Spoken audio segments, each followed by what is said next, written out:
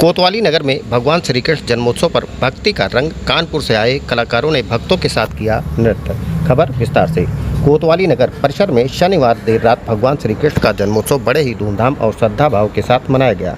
इस अवसर पर नगर में भक्ति और उल्लास का अद्भुत संगम देखने को मिला। कानपुर से आए कलाकारों ने अपनी मनमोहक प्रस्तुतियों से श्रद्धालुओं का मन मोह लिया।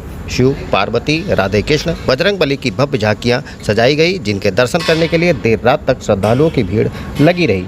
कलाकारों ने नृत्य और लीला मंचन के माध्यम से भगवान श्री कृष्ण के जीवन प्रसंगों को जीवंत कर दिया। प्रदर्शन इतना प्रभावी रहा कि भक्त भाव विभोर होकर झूम उठे।